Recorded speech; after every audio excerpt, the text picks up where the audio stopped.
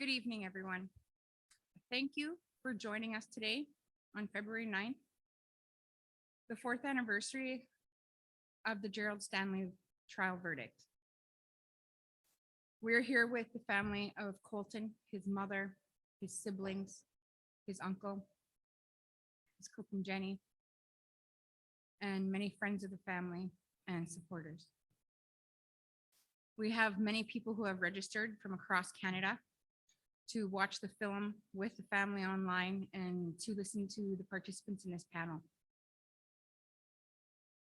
We started with a prayer, and we will again ask Elder Jenny to start us off in a good way. Those who aren't able to be here with us tonight is Jade Tatusis, Chris Murphy, Sheldon Watney. Online joining us as part of the panel, they couldn't be here in person, is Tasha Hubbard and Chief Bobby Cameron of the Federation of Sovereign Indigenous Nations. We'd like to thank them for taking time to and make it work to join us today. On the panel, I am moderating. My name is Mary Culbertson. I am the Treaty Commissioner of Saskatchewan. We have Eleanore Sunchild, Queen's Counsel, Debbie Baptiste, the mother of Colten Bushy. Jenny Spyglass, her aunt and our elder, is sitting with her. Mary Smilie, who's a farm owner and part of the Treaty Land Sharing Network, and Alvin Baptiste, brother to Debbie and uncle to Colten. In the room, we have several participants. We are taking all COVID protocols, and we have all rapid tested here in the room with the help of 2 volunteer paramedics. And we are all negative sitting at this table, so we could make sure that we could sit here together maskless and be safe while we are presenting on this panel. With that, I'm going to ask now that Elder Jenny start us with a prayer before we begin.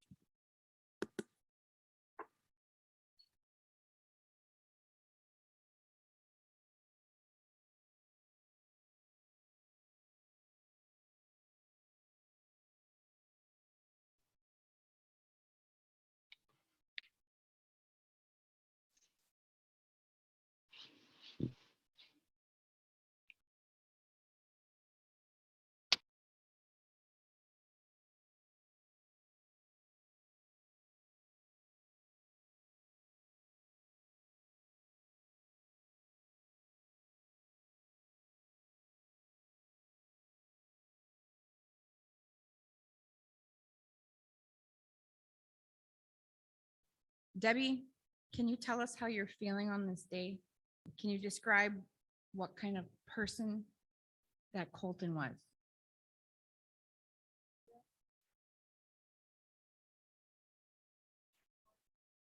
Heart is heavy. I have nothing but fear for the Indigenous youths that what these RCMP can do to you, what they did to me. I am requesting for an apology from the RCMP and I haven't received one. If you Google racism, the definition is Canada. Google it. That's Canada for you. One-sided, no justice. Still demanding for justice. We haven't heard from Justin Trudeau. No follow-up. Still waiting. Tired of the broken promises, the lies. We want to change. We want to change in a justice system. And I refuse for the next generation to have to go through this trauma, to fight for your rights. Creator put us on this earth to enjoy it, love one another. But we don't get that because Amunya sucks. Refuse for change. So today, I feel really sad. The justice system in Canada sucks. We need change, and I'm still demanding for it. And that's how I feel. So I will pass this over now. Okay. My son, he was going to school. He wanted his education. He got his firefighting certificate. He was a Scorpios. He liked to cut wood and he sold wood. Took him out to whenever we had ceremonies, he was there with the wood. They were out there picking sweetgrass when it was grown, sage. Now we don't get that privilege because of the law they passed here. So you can't even go pick berries if you wanted to without getting shot. And that's what the fear that I fear for the Indigenous people. And Justin Trudeau, he just keeps putting us on a shelf, hoping we go away, but we're not. My son deserves better than that. He wanted a life, his education. He wanted a family. Gerald Stanley took that away. Then he walks as a free man today. My son did not deserve what he got from that man. We request for justice, but will not go away. I'm going to keep coming back. I love my son and I miss him. And I never got an apology. I demand for an apology.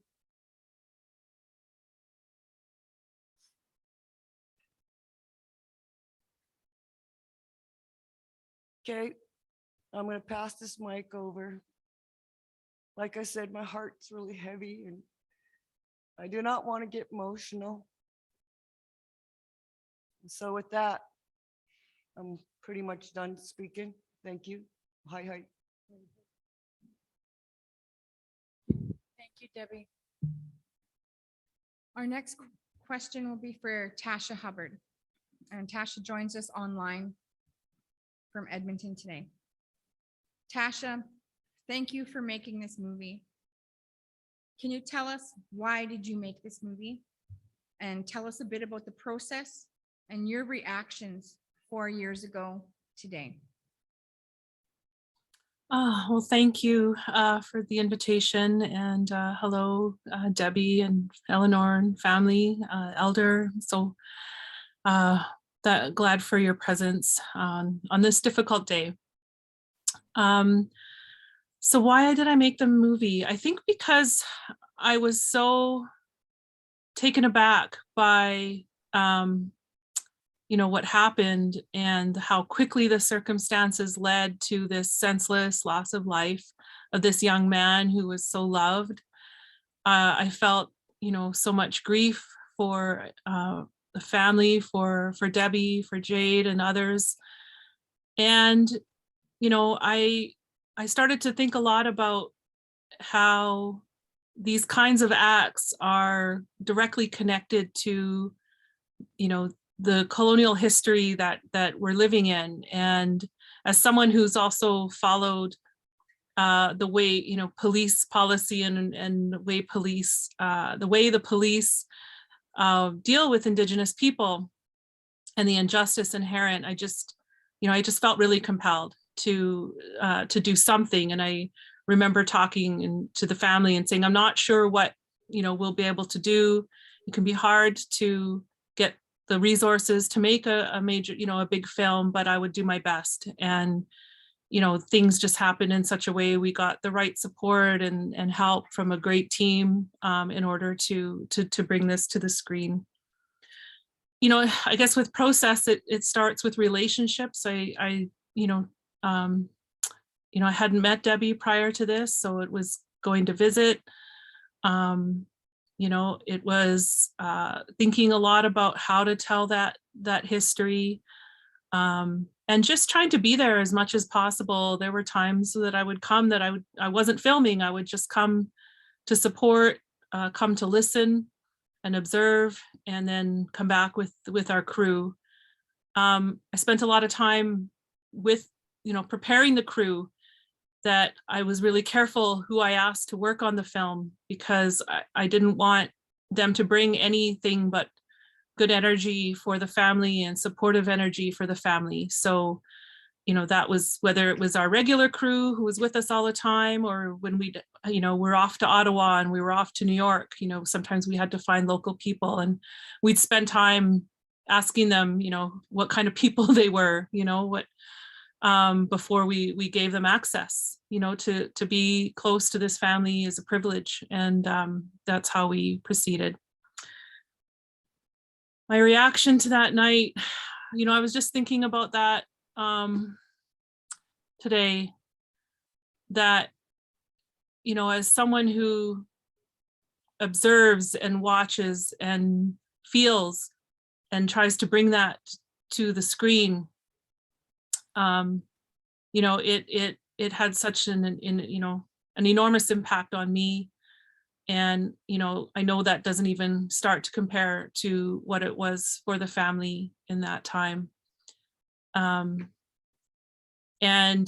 I think we all, after the shock and the hurt, we started to think about, well, I was, I'll just share a little story. I was, taking care of what we needed to do for the film, but also worried about the family. And a few hours after the verdict, I went to see Debbie, and just to see how she was doing. And, I don't know what I was expecting. I just was like, I just want to go and make sure, that I give her my support. And already she was like, this isn't over. This is, there's more to do. And, I remember leaving that night and just thinking how much strength that takes to continue on. And that really was the family throughout. And that really became the inspiration and the core of the film. And we were really careful when we released the film to, the images that we put out into the world of this family were images of strength, that, that this was ultimately what it took. And it was their love, their love for their lost loved one, but also their love for our community, their love for our children. And, I felt that, my son and nephew felt that throughout. And, that's what gave me the, strength, I think, that was needed to finish the film. Thank you, Tasha. You did an amazing job. Thank you. Our next question is going to be for Alvin. Alvin, can you tell us how the family has been doing since that day 4 years ago? Well, watching this documentary, and it just brought back memories and the hurt coming back. It, you can feel it still. That hurt's still there and has never gone away. And my family seeking justice for Colten, and also other Indigenous people out there that never received justice. And it really hurts to see a loved one like that to be killed that way. And it's a horrifying way to die. But, we still love Colten. We still hadn't let him go. He may be gone, but he's not forgotten. He'll always be in our memories and in our heart. But my family still struggles through this. And once in a while, we remember Colten and we talk about him. And watching this documentary, it really brought back memories, and it felt like he was still with us, alive. Seeing his picture and stuff like that, it really hurts though to see somebody like that gone. And my family is still struggling. It's been 4 years, and we still seeking try to get justice though. But to really look at how justice was, and it's still ongoing, and it's been happening since the arrival of the Europeans. And so colonialism, and how it still affects us today, and it's still ongoing colonialism.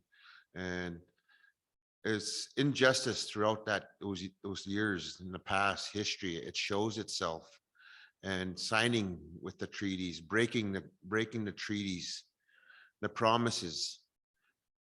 And you can see it through residential schools. The residential schools there, you can see it, how many that were murdered or died in the residential schools. That is injustice right there. Taking and putting our people in the reserve system, the prison. That was a prison put there. That's injustice right there. You can see it. There's a history of that. And not just one nation can do it. It has to take the entire nation of Indigenous people to stand together as one. That's how we're going to take Canada. That's how we're going to beat Canada. When we signed the treaties, we dealt with the crown, the queen. Where is the queen now? The RCMP are there to protect us when we sign our treaties. We are the queen's subjects when you look at that. RCMP turned their backs on us, do not protect us. You can see white privilege happening in front of us every day. If our people go and protest, they're arrested. This is how we are treated as Indigenous people in Canada. We want to be equal as the European descendants that are here today. We cannot continuously living like this. Not generations and generations that have to endure this. This has to stop. We have to unite as a nation. Indigenous. Our territories are big. And then they put us into a little tiny reserve system. That's a bunch of baloney right there. You can see colonialism right there, injustice. Our lands will always be our lands, our home. Canada does not have title to Canada. This is where Canada is trying to break treaties. As long as we stand together, Indigenous people, our treaties will be strong. They are sacred. There's 3 people that were there, Indigenous people. the white people, and God, the Creator. Let's enjoy life. That's what it's all about. To be happy. To be happy, to enjoy your loved ones. This is what life is all about, is to enjoy life, not to make people miserable, not to kill people like that.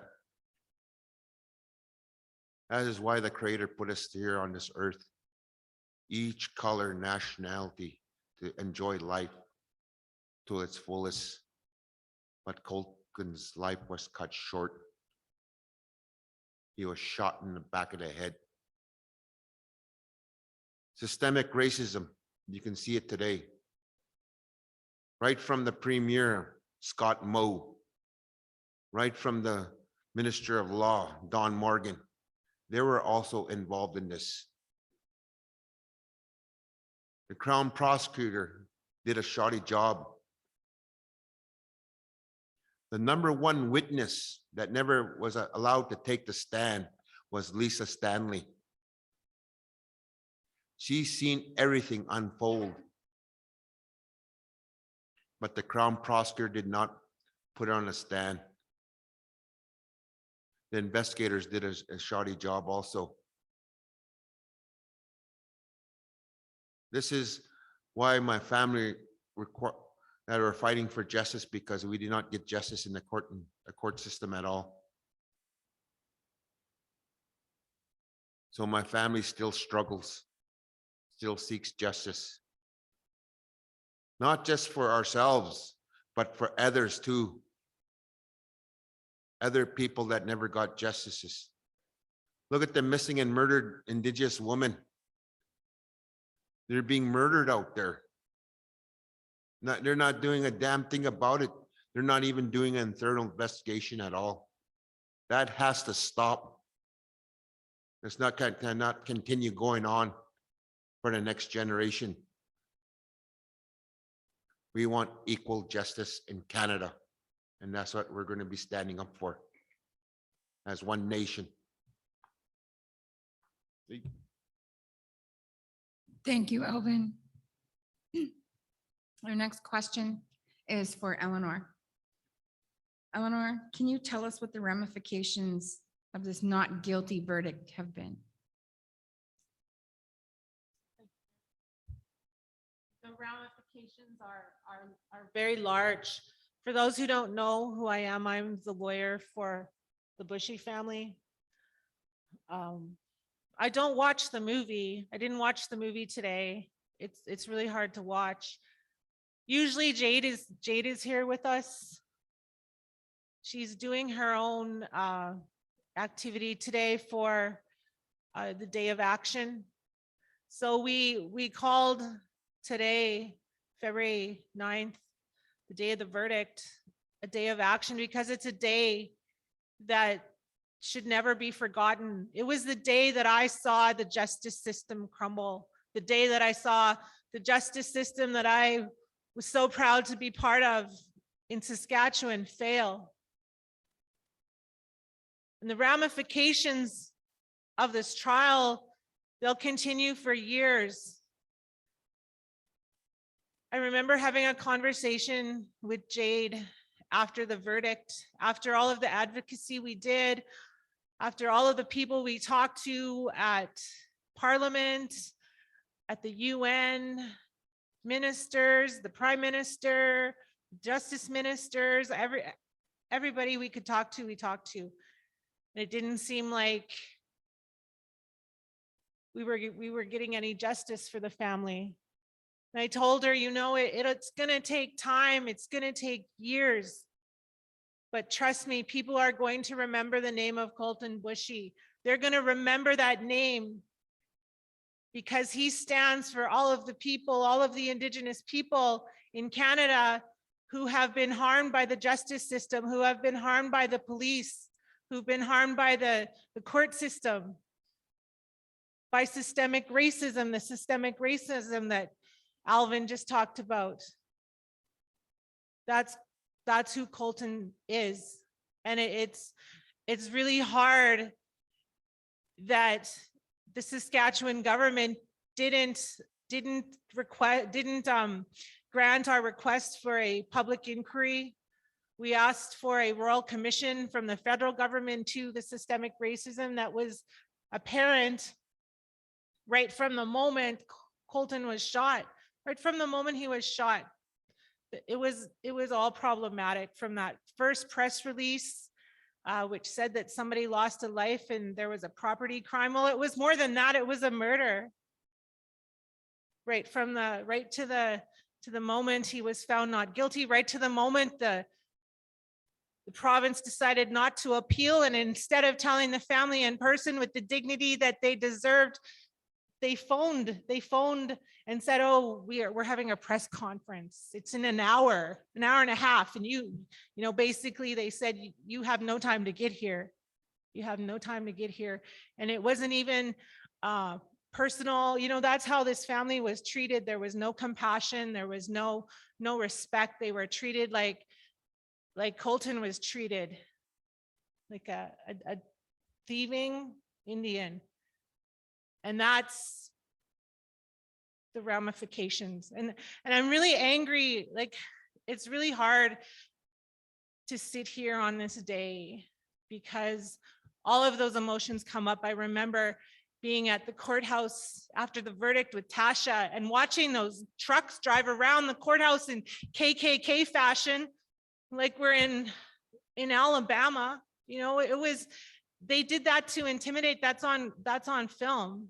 And that's the province that we live in. That's the province that we have to raise our children in. And it's so disheartening. The way that I see the political atmosphere of this province going is even more troubling. You know, if those were Indigenous protesters in Ottawa, they would send in the army, they would tear gas them, they would put all sorts of heavy-handedness against them. But because they're non-Indigenous protesters, the army's not being called in, and you know, we can't really remove them. They can, but if it was Indigenous people, it would be totally different. And after the verdict, Indigenous people rose up across this land, across the world, and they were scared. And that's one of the ramifications of this not guilty verdict, is that it made Indigenous people angry. And we still should be angry. We still should be wary of the systems in place, because they're not made for us. They're not made for us. You know, Debbie talks a lot about love for people, and it's really hard sometimes to see that. But when you look at the love that she has for Colten, for her children, for her family, that's another ramification, that another outcome of this trial is that it made us as Indigenous people, even as with our allies too, you know, love each other more and cherish each other more, because you don't know how long we have. Like Colten was young. He wasn't, I always say this when I speak, he wasn't doing any crime. He was sleeping in the back of a vehicle. He wasn't doing anything wrong. Yeah, he was drinking, big deal. He wasn't stealing. He wasn't doing property crimes. He was in the back seat. You can read the transcript if you don't believe me, because that's what all the evidence said. He jumped in the front to drive away, and that's when he got shot. He didn't even know. And that just tells me that the level of white privilege, the level of racism that was apparent at the moment of the verdict and throughout the trial is even stronger now. And that troubles me greatly. On the positive side, though, you know, we've seen Indigenous people as a result rise up. We've seen Indigenous people have a stronger voice. This family has been a pillar for strength. They speak whenever they can. They do whatever the advocacy they can, even though it's really hard for them. And it's such an honor to sit here with them and speak about Colten. You know, we have to remember that this day was, yes, the day that someone got away with murder, but it's also a day that our people rose up and said no more. And a lot of allies at that point stood up with us too. A lot of people stood up with us in this province, in this country, around the world, Indigenous and non-Indigenous. So that was a really positive result as well. And you know, I hope that we continue to speak out for justice and continue to seek justice. And like I told Jade in 2018, it's going to take some time. And it is going to take time because there's a lot of issues going on right now in this country. And so we just have to remember who Colten was, what he stood for, and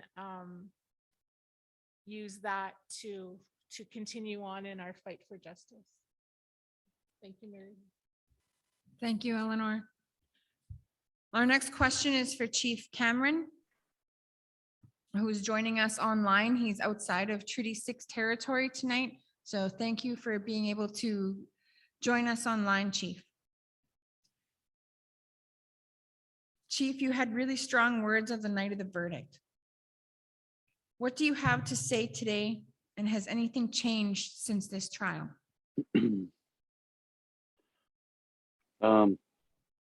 Nigan mantu nas Colten miogi sigal megwats.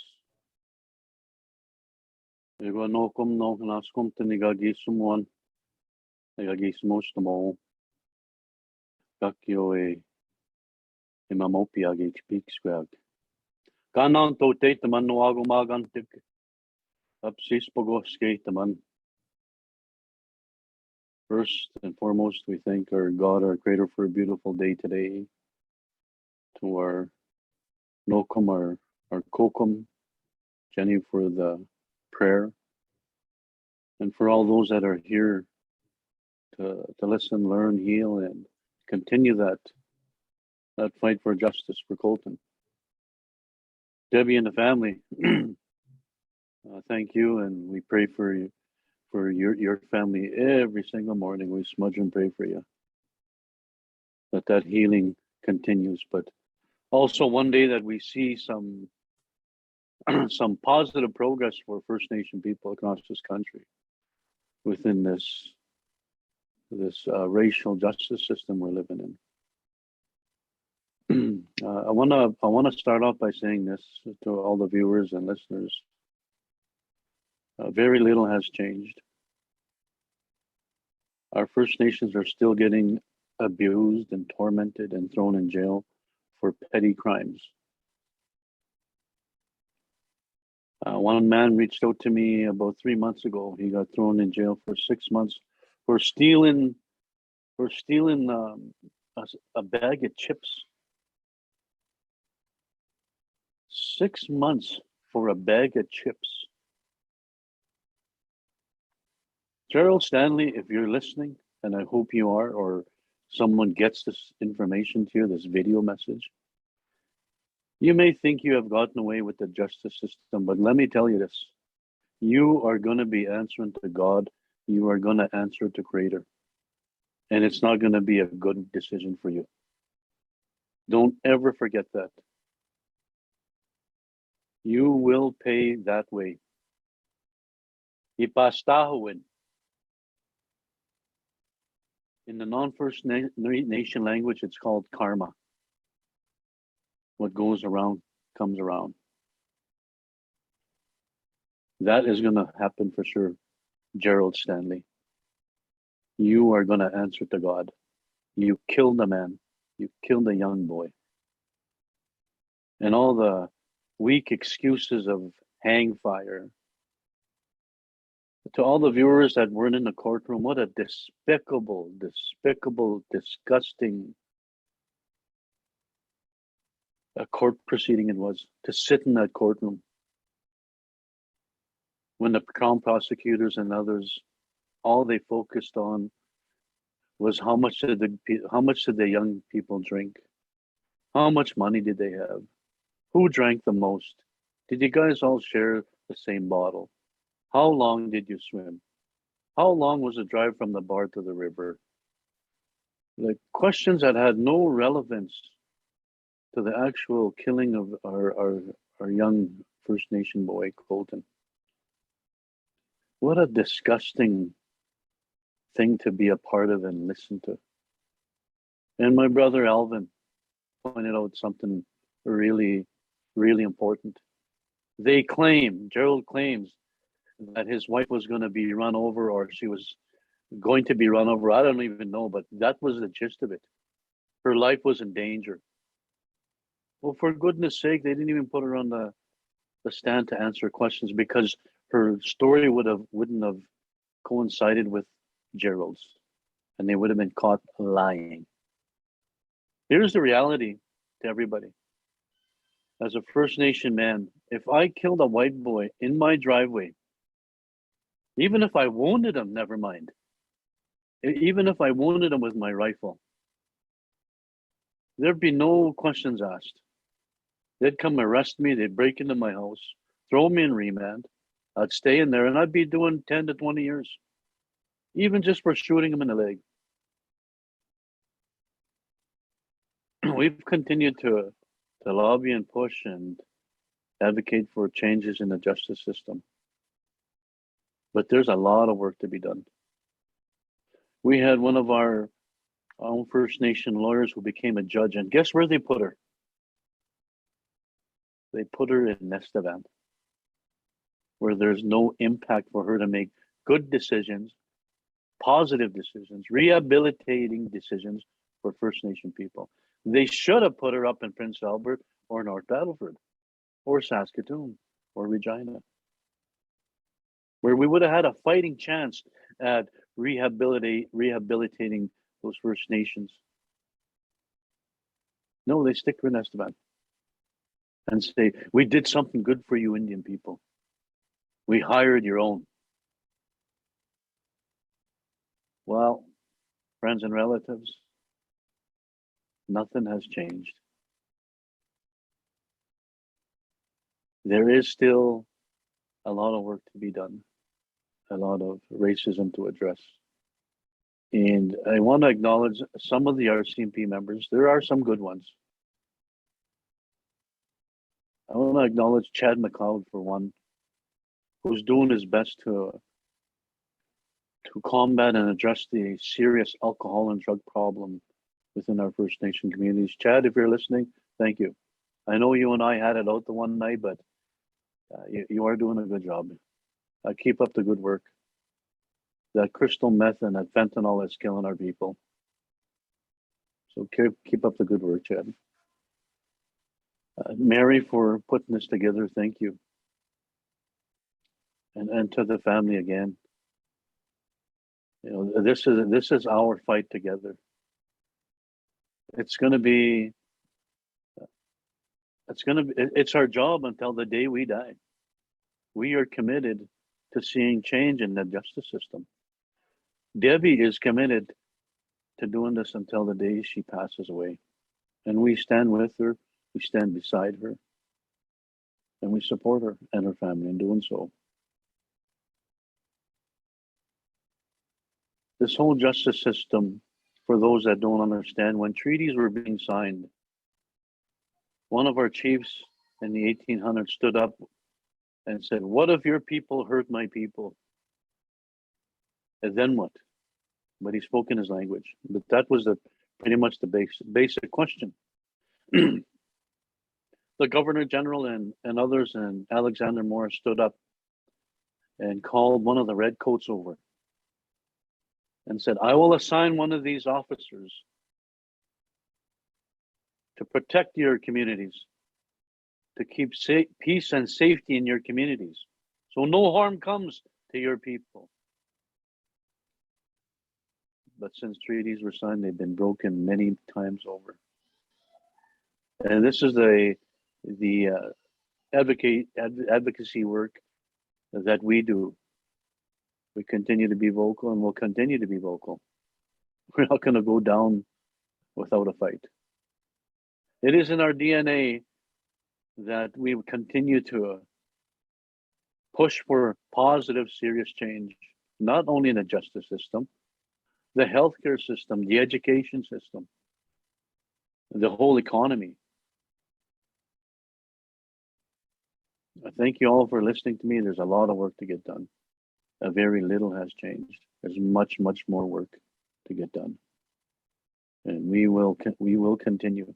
We will go the distance, because there are literally thousands and thousands and thousands of First Nation people out there who are depending on positive change. The Gladue report, when it came out, very little change. We are pushing for our own on-reserve tribal police force. Our own on-reserve tribal police force. We are pushing for what we call the First Nation Frontline Officers Association. And when we get to that point, we'll have our own judges, our own lawyers, our own court systems. This is the way it was before treaty. We had our own laws and justice system. We had our own way of dealing with acts of violence or crime. One day we will get to that point, but it's going to take some time. On behalf of the Federation and our vice chiefs, our veterans, our elders council, our women's council, our youth council, please pray for the family, for Debbie and others, and for everybody, and for this whole overall overhaul of the justice system. We will make a difference together. It just takes our minds and our hearts to come together and make these positive changes. Thanks for listening to me. Hi. Thank you, Chief. Our next question is for Mary Smilie. Can you tell us about the Treaty Land Sharing Network and how it came to be? Thanks, Mary. I just want to say that it's a tremendous honor for me to be here today, and for my husband, Ian McCreary, and I to be in this room, to be in this place. And what I'm going to talk about is just scratches the surface of what needs to be done. So the Treaty Land Sharing Network came to be as a counterpoint to the Gerald Stanley acquittal 4 years ago. And what it is a network of landholders, farmers and ranchers who have come together to begin the crucial work of honoring treaty. And that should be simple. It's an elegantly simple idea that treaties had in mind, that we would share the land for mutual benefit and for mutual sustainability of the land for all people, for all time. And how we got so lost so fast in doing that properly is a question for all the ages. Anyway, so the Treaty Land Sharing Network came together. It was originally the idea of Philip Brass, who some of you will know, and Valerie Zink, who sat down to have coffee one day after the acquittal was announced. And essentially, the idea is that farmers, ranchers, rural people who hold title to land can sign up their land to share as treaty intended. And they post signs and they sign on, the landholders sign on to a set of principles that, in addition to sharing your land as treaty intended, that you would also invest in and commit to learning the important work of decolonizing, of understanding the true history of Canada, and to work hard to decolonize the messes that we're in. So in 2019, there was a number of consultations with settlers as well as First Nations. And then in 2020, we had some of our first land sharing events. And I just want to say a little bit about that, if I could take the time. So it was in the beginning of COVID. It was at our farm at Bladworth, which is right on the border of Treaty 4 and Treaty 6 here in Saskatchewan. And so in addition to doing a pipe ceremony and a feast, then we also did a little bit of land sharing. And Ian and I picked a small pasture, just a 20-acre pasture that's not very far from our farm, because everybody had to get there sort of on their own hoofs. Elder Lewis and Dr. Kevin Lewis and his mother and his grandmother were our knowledge keepers, and they suggested to the people that they go walk around this piece of property. It was very, very windy, as we can only do wind on the prairies. And the Lewises stayed in this little copse of trees, or as farmers, we would call it a slough, and waited for us to come back. And in the meantime, when we all came back, they had identified between 30 and 40 different plants of medicinal or spiritual interest for First Nations people. And the reason I want to take the time to tell you that story is that I think our way forward in a good way, is through the land, with the land, and understanding the land in a brand new way. So the Treaty Land Sharing Network, in an effort to try and start what should never need to be started. We should not need signs. We should not need safety protocols. But unfortunately for right now, we do. And my hope is one day we never will. But the point being that Ian and I would never have known that land that way without the Lewises, without the opportunity to share land as treaty intended. And I think that's what the Creator had in mind for us, is that we could share. And so, yes, sharing is an elegantly simple idea, the idea that we had to figure out how to do when we were in kindergarten. But just like in kindergarten, it was hard, and you just scratch the surface a little bit, and it starts to show up how hard it is. So I think that's what all, so the other thing I'd like to say is that we did the official launch of the Treaty Land Sharing Network just last summer. We had a ton of media attention, both in Saskatchewan and across Canada. We had lots and lots of interest in what we were doing across Canada. And I'm happy to say that there is a group in Alberta that's looking to extend the Treaty Land Sharing Network throughout Treaty 6. As well as in Manitoba, there is talk of doing something very similar. So that's good news. Here in Saskatchewan, we've also had I think it's a huge uptake for a few months. We're now at about we're over 17,600 acres of land that signed on to the Treaty Land Sharing Network. What's not going so well so far is that we have very few Indigenous land users, and we are very committed that this not be a symbolic effort, that in fact, that we do figure out and work through together how to share land as treaty intended. So we need to keep up the hard work of reducing barriers for Indigenous land use, to increase the safety, to create opportunities for on the land programs, culture programs. We want to be there for the crucial work of reconciliation moving forward together. And we are very keen to do what we can without burdening the First Nations and Indigenous people and Métis people with more of the work to show us how to do that. Thank you so much, Mary. Our next question will go back to Chief Cameron. Chief Cameron, Eleanor spoke about the trespass law, and Smilie just finished talking about the Treaty Land Sharing Network. What is FSIN's position on this law, and how do you see this province listening and working with Indigenous populations, and what would you like to see? Well, we've remained consistent on our position inherent and treaty-based. Long before this province was ever formed in 1905, that's when this province of Saskatchewan was created and formed, 1905. First Nations people thrived and lived and survived on all of these lands and waters right across this territory and right across this whole country, coast to coast to coast. Long before any settler arrived on these lands and waters, it was all our land. It's evident in the many places where there are artifacts found, where Sundance lodges and rocks and circles are found. It's clear. That has been our position. These are all of our lands, and they'll continue to be.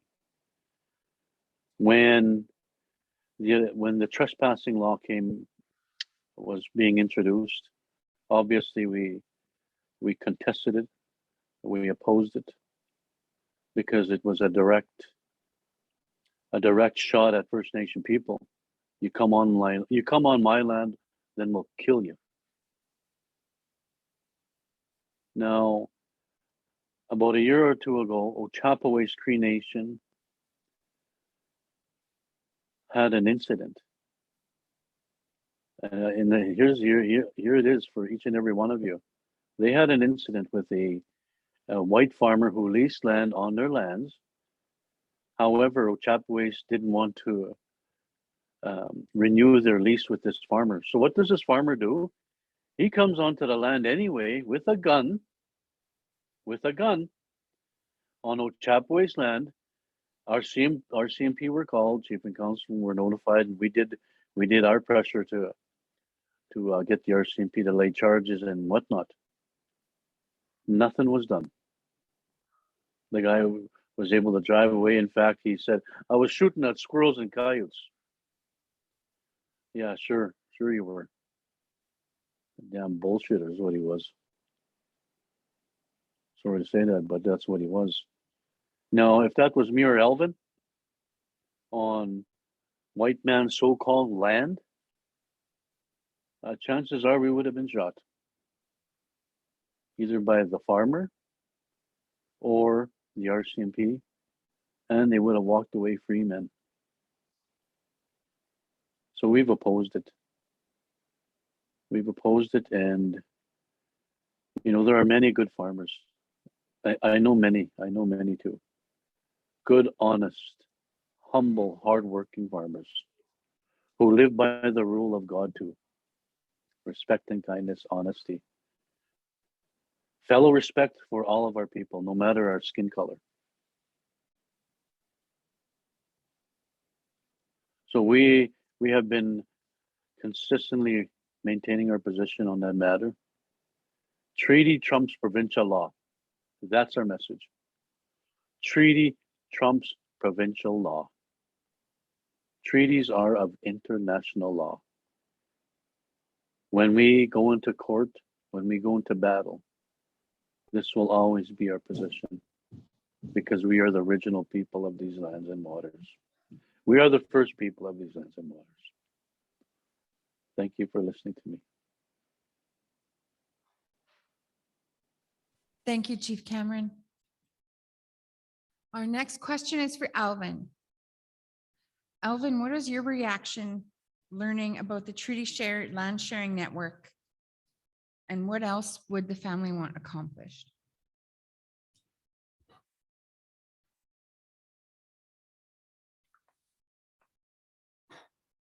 What I would like to see it accomplish is that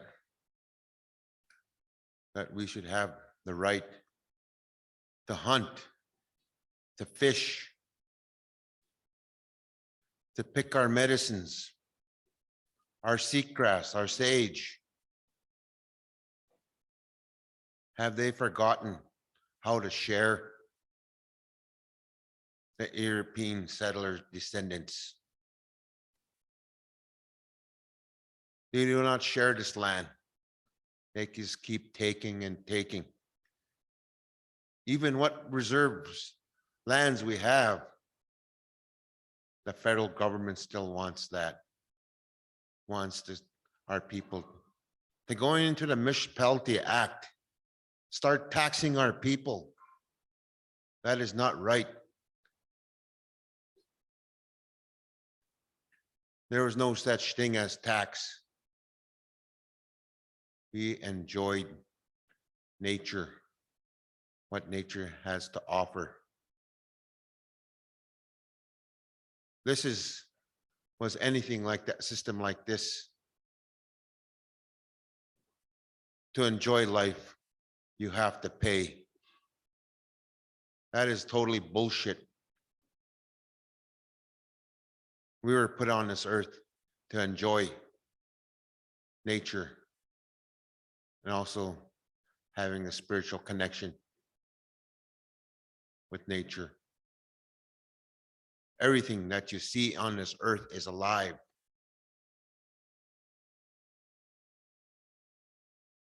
This is why the Creator has created this world, to enjoy life. Whatever you do on this life, the free will that God has given you, when you make your trip across to the other side, you carry that with you. Nobody else. That makes your trip harder to reach the spiritual world. The things you have done wrong in this physical world.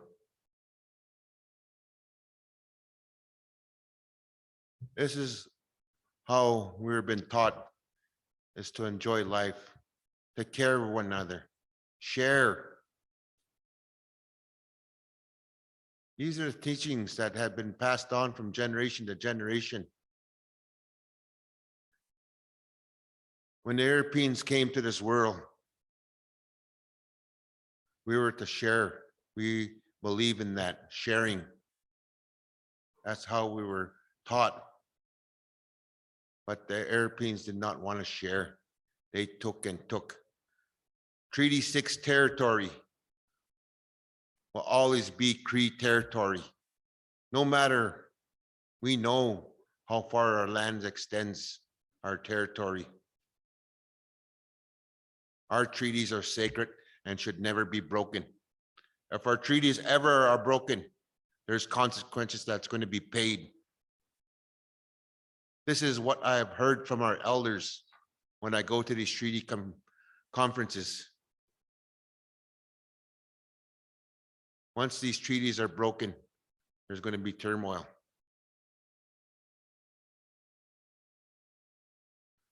But we want our rights. We want to be free people. Free.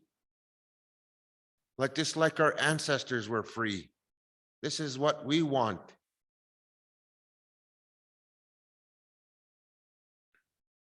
This is what we always wanted for our generations yet to come, is to be free, to enjoy the lands, enjoy the fruits of Mother Nature, to hunt, to eat the traditional foods that our ancestors have eaten, to look for medicines, look for our smudges, just like our ancestors. We want to pass this down to the next generation. Our ancestors have left our ceremonies for healing, and will continue to heal our nation, will continue to heal our people. Our ceremonies are strong. But yes, Mary. Thank you. Thank you, Alvin. Our next question is going to be for Tasha Hubbard. Tasha, what is your message from the film in light of all that has happened in the last 4 years? I know the pandemic has slowed things down considerably over the last 2 years, but what are the future plans for the film? And what can people do who want to help remember Colten and promote real justice? Thank you, Mary. I think for this, the film is, to keep the memory of Colten alive, to, center who he was as a person, and, to move beyond the, the ugliness that was put out there, that in so many ways is a precursor to what's happening right now across the country with, white supremacists and the hate that's out there. I mean, the family experienced all of that, and it alarmed some people, but I think a lot of people just put it aside, and now we're really seeing that grow. So I think remembering who he was as a person. I also think it is about knowing our history and knowing what's been shared today around treaty and our obligations to each other and to the land and to the beings we share this land with.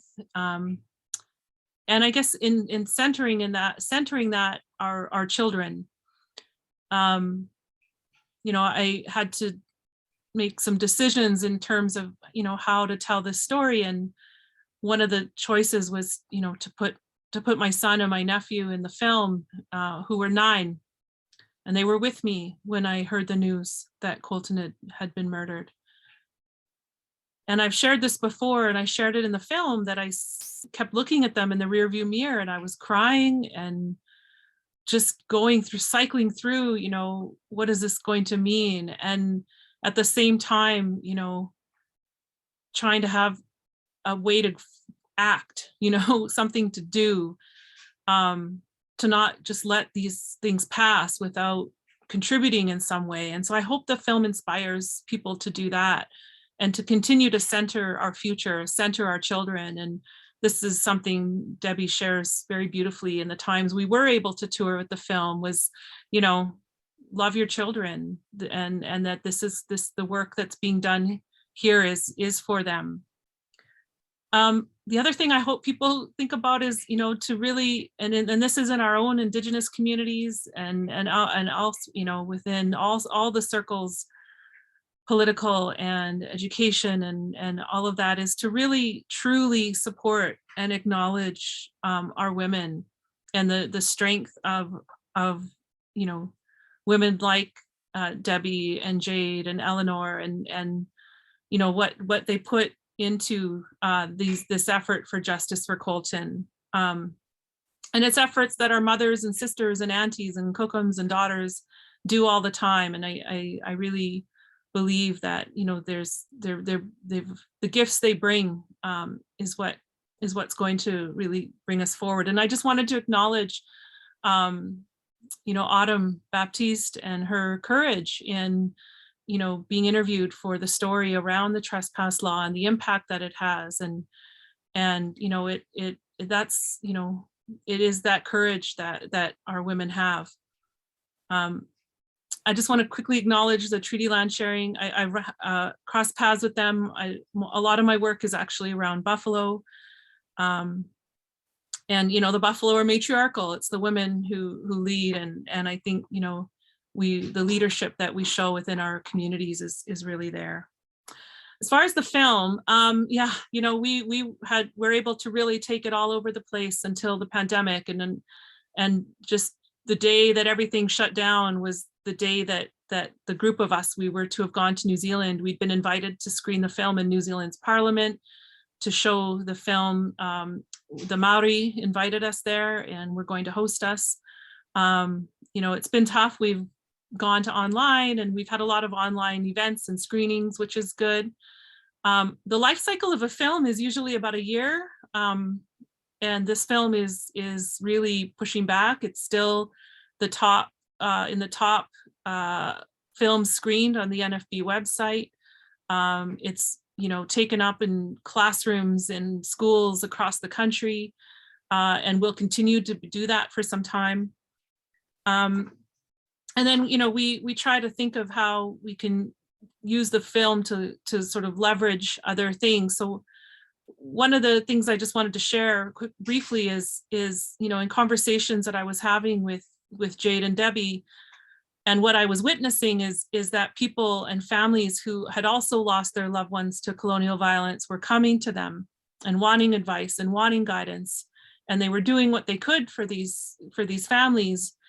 And so I said, you know, maybe we should come up with some sort of support resource guide. And that sort of snowballed into a partnership. So I'm at the University of Alberta, and we had a partnership with the University of Calgary, and I think there was 10 at the end of the day, 10 lawyers, academics, writers, advocates. You know, we managed to meet and gather at Banff with Debbie and Jade and Eleanor and have them share, you know, what are the things you wish you'd known when this started? I mean, no family should have to ever prepare for this. But the sad thing is these things are continuing to happen and the violence isn't stopping. So what are the supports that what's knowledge, what's, you know, how-to guides? And so I had lived in Winnipeg at one time, and there's an organization that had a booklet of sort of, you know, if your family or loved one goes missing, what are some of the things you need to know? And so that was our inspiration. So it's how to deal with police, how to, you know, how to manage media, you know, unpacking the legal system and sort of step by step how things work. Because I think the perception a lot of times that people have is that, you know, the prosecutors represents the family, but it doesn't. It represents the crown. And, you know, that's a flawed, you know, system. So, you know, having people understand that. So we've just released them today. You know, as like Jade's grieving a big loss, but has been doing some work behind the scenes to help get this out into the world, along with the team. The film team jumped in and did a lot of stuff as well. And so we launched that today on both the film website and also the National Association of Friendship Centers is our partner, and they have it on theirs, and we'll be working with them to distribute it into communities in print form. But in the meantime, I'm just going to put the link in it's the film website. We've got a specific resources tab. It's 8 booklets that can be downloaded. And it's just the sad, you know, fact that there's a gap in terms of supports for families. And we tried in some way to help meet that and support other families. And I'll just say, you know, the guides were given to the family of late Joyce Echaquan when that happened, to help her and support the family around her. And so, you know, it's one of those things. I was sad to have ever had to make this film. It's not, I would have rather met Colten. I would have rather, you know, we have other reasons to gather together today. I'm sad we had, you know, these guides are necessary. At the same time, you know, I think it's really about continuing to do and to take action. And that's really where, again, we're inspired so much by this family. Thanks. Thank you, Tasha. Our next question is for Eleanor. What would the family like to do in terms of pursuing justice for Indigenous people? Debbie continuing with her lawsuit against the RCMP, that's still active. We're still doing advocacy work in different areas. The family still calls for a public inquiry or a royal commission into the systemic racism that led to this travesty of justice, this injustice.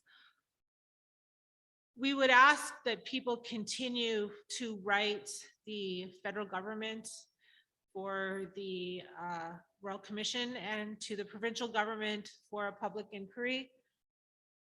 Again, we just need to keep, as Tasha said, this conversation going. Just want to keep it going. The family supports different initiatives, that booklet being one. Alvin also just mentioned that there is a lady who's walking from the West Coast to the East Coast named Krista Fox. She's from North Battleford, and she's walking for missing and murdered Indigenous women, and she represents the family of the late Ashley Morin, who is one of our missing and murdered Indigenous women. There's no shortage of injustices across this land, and we just need to keep fighting for justice. One issue that's coming up this year is the trial and the killing of the Métis hunters in Alberta, Jake and Morris Sanson. And that they were killed by non-native landowner in Alberta. And I think that is a case to watch, because it raises a lot of the same issues as were raised in Colten. And I'm really interested in how this case is handled. You know, it seems to be handled entirely differently from how the Colten's killing was. And I hope that I'm right, that this family will see justice in that case. You know, the Crown in Alberta sought a direct indictment in that killing. And there seems to be good people handling it. So, you know, hopefully that is a result of the family's advocacy work and all the talking they did about how the justice system failed them here in Saskatchewan. So keep calling out racism, keep calling out discrimination, keep calling out white supremacy. You know, it's on a rise, and that's very troubling. So we just have to keep pushing back and pushing forward and standing up, like the film. Stand up for ourselves, stand up for each other, and watch out for each other too, because there's a lot of hatred, a lot of discrimination towards Indigenous people, but there's also a lot of love, and that's what we have to push forward for. So with that, thank you. Remember the treaties, remember Indigenous people. We were here first. And I think people need to remember that. Thank you. Okay. Thank you, Eleanor. We have 2 questions left.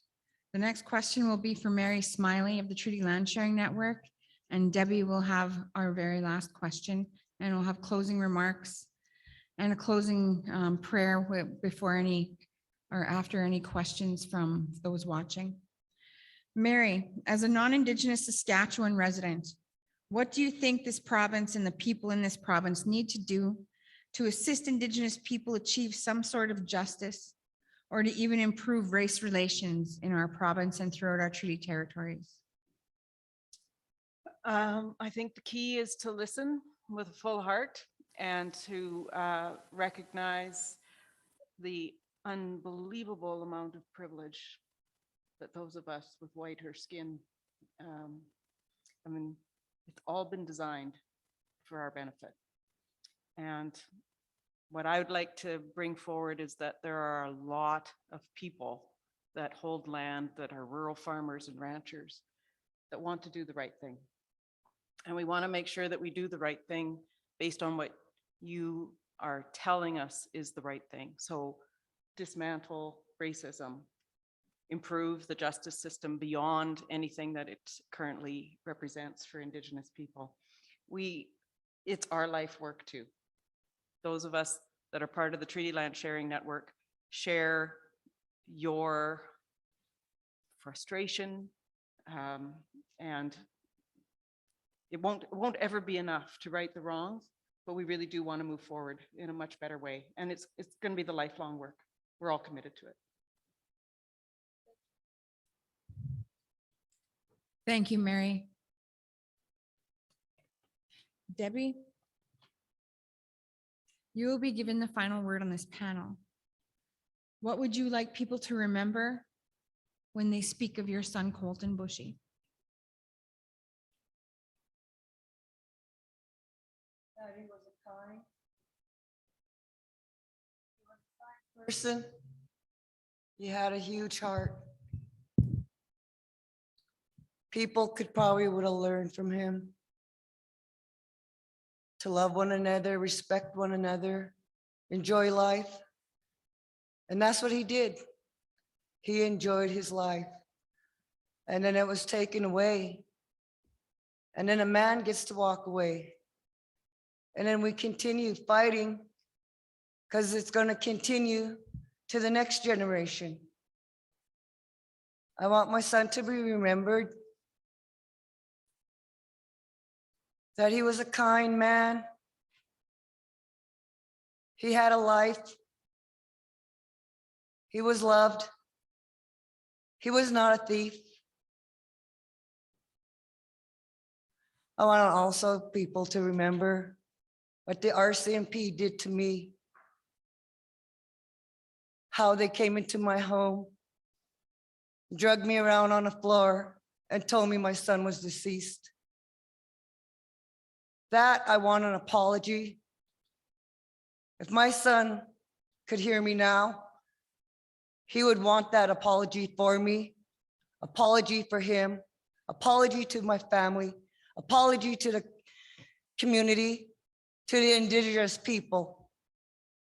That this racism, it's real, needs to go away. We need to educate people, treat each other right, respect one another. But this justice system also needs to be recognized for their injustice for Indigenous people. We want change. We want answers. And I want an apology. So that is what I want you guys to remember about my son, Colten Bushy. He stands for he stands for the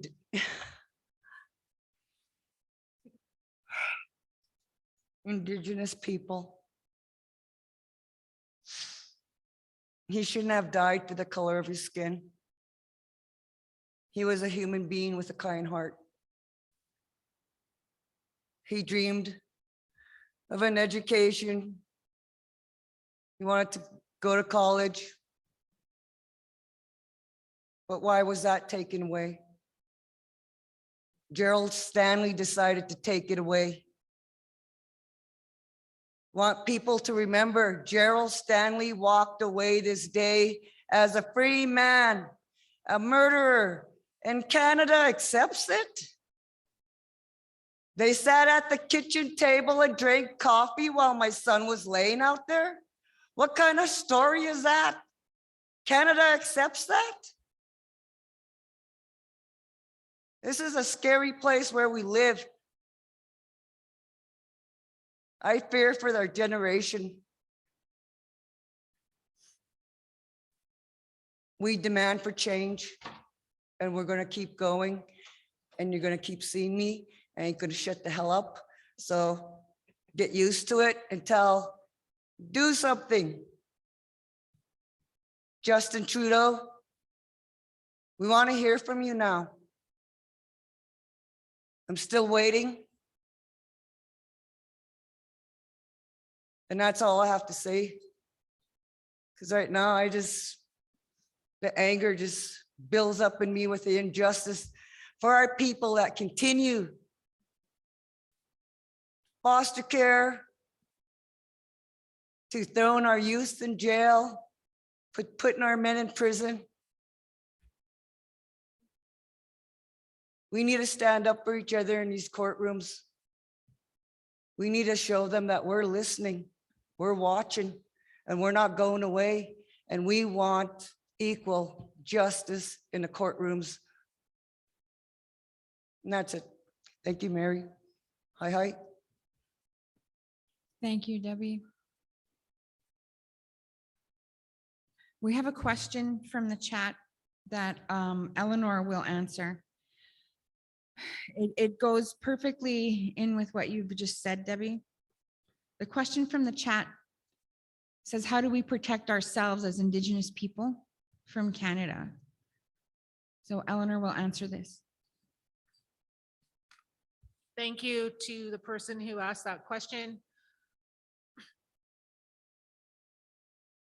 We have to protect each other. I don't rely on the systems in Canada to protect me, really. Like I have a voice, but how many times have I went even into a hospital and been questioned about the color of my skin? Luckily, I have a voice. I don't put up with racism at all, but I've seen it so many times. You know, I'm in a chat where we were talking just about that last night, about racism, for example, in the healthcare system. And I went there once with one of my relatives, and they were asking her, she's having stomach pains, and they're like, the doctors, well, how much have you had to drink? And do you do the weeds? And I was listening to this and I said to him, why are you racially profiling her? Do you ask this to your white patients that come and sit here? Would you ask this to a white woman, you know, the same age as her? He goes, oh yes, I would. I said, no, you wouldn't. And then he apologized. But you know, we have to speak up. We have to document everything. You have a video on your phone. When you're dealing with the police, you can record that interaction. They're supposed to have a camera on their person, the RCMP. You can ask them to have their body cam on. There are ways that we can protect ourselves, but we have to, unfortunately, be vocal about it and push back and protect each other. We have to find real treaty partners like the Smilies, people who understand that this land is to share and that there was a treaty and agreement made between two nations where we could live in peace. That's all we want. We want to be unmolested. That's the term, treaty terms. We don't want to be fearful of where we walk in our treaty territory. I don't want to fear that my son or my child is going to get shot if he gets a flat tire in rural Saskatchewan. So yeah, we have to protect ourselves. We have to take every precaution, think ahead, and watch out for each other and watch out for ourselves and have a safety plan. And that's the reality. Thank you. Thank you, Eleanor. And thank you to the person in the chat who asked that. I know the family is emotionally tired. I can just feel all the energy off Debbie and her family there. This is a horrible day 4 years ago. And I remember where we were. And I'm sure many of you all remember where you were that night. And it has changed a little bit where we're talking about these things. The Treaty Land Sharing Network was born, where people are talking about being treaty partners, where people's true colors have been brought out, right? Where you see people who were once your friends, their supremacy comes out and thinking that their white privileges means more than us as Indigenous people. My dad was a white man, and he was Irish and Scottish, and he thought he was First Nations, but he taught me about white privilege. And he'd always remind me about how things were so different on the reserve than from the farm down the road where we lived as kids. I'm always cognizant of my light skin and that I have privilege. I have more privilege than my kids. I have more privilege than my spouse. I'm very cognizant of that I'm still look Native enough to be discriminated against, to have an argument with the police, to have someone follow me. I'm still cognizant of those things, walking in between kind of two worlds. To this day, from the day Colten was killed to this verdict, we can't drive down a road and feel safe. We can't drive down a rural road to use the bathroom when you're on a long road trip. And this is the prairies. Sometimes you have to go down a road so you can go to the bathroom. And we can't do that. We are very aware that we cannot do that. If you pull into a road and it's a farmyard, you immediately have this choking feeling inside. What am I doing? Because you know you're not safe. And that person who asked that question, what can we do to protect ourselves? It's exactly like Eleanor said, we have each other. We went to law school, Eleanor and I, so we could navigate our people through justice systems we knew weren't made for them. These systems that are all here in place are not made for Indigenous people. They're not made for Brown people. And like Tasha said, the prosecution represents the Crown. We think that it's supposed to represent us as people, as citizens, but it represents the Crown, and the Crown chose to fail this family. They chose to fail Colten. And all of these systemic issues come from land grabs, from failed treaties that were bargains and negotiations just so they could get access to the land and to the resources. I know the commissioners before me thought the promises they were making would be upheld, and they haven't been. And here we come to our generation who have to fight for every single inch. In this generation, we have our missing and murdered Indigenous women and girls. Every day, there are still women going missing and still investigations not being done. Every day, people are scared to walk on their own land, their own territories their ancestors were born on. Every day, they're still finding graves that were beside schools in this country. All of these systemic things were born from broken treaties, from residential schools to missing and murdered Indigenous women, abuse of the land, trespass to land, murders. These are all from systems that were not meant for Indigenous people. It's going to take a lot of fixing, but we can do it together with each other. That's why we need our treaty partners who are our good allies, who are our neighbors. And as a modern day type commissioner, I can't say that enough. We need to heal from these generations and generations of abuse. If we do not heal our nations and heal our people, heal our communities, then treaties mean nothing. That's the work that each and every single one of us have to do. And we have to do it together. To make this day possible, we had our colleagues at SICC, Scott, Ernest, Ricky from FSIN, and Tony here to help us. We wouldn't be able to do that. Our friends with the Treaty Land Sharing Network, our staff, Autumn, Sage, Angie, all our staff at OTC, we all did this. The staff at the Dakota Dunes who came in this room and smudged with us to make sure things were done right. Everybody was doing this together. The two young paramedics at the back of the room who came to do rapid testing so we could have this panel. That's being treaty partners working together. So with that, I'm going to ask our elder, Senator Jenny Spyglass, to give us a closing prayer. Everyone, please take care of yourselves. Self-care is really important. It's for our mental health. And this is an emotional day remembering 4 years ago what happened. When Indigenous people show up to protest, RCMP are on high alert. When white people show up to protest, they get tickets and fines while they block an international border. That's white privilege.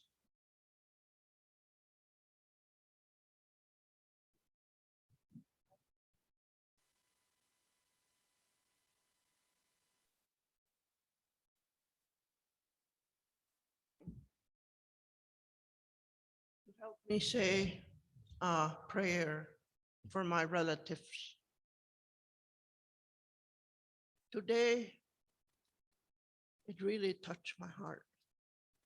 It's very hard. As an elder, I had a tear in my eye because of my relatives, what they have to go through, what us Native people have to go through.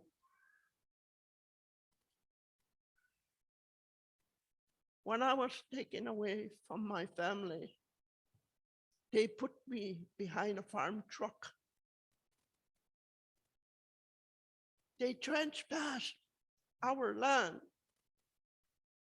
to come and pick us up. They stole our kids and shipped us out. Still today, they're doing the same thing to us. Indian Affairs thinks they own us. They trespass our land to come and pick up the babies. That really hurts my heart. With that, I'm going to ask you to help me pray.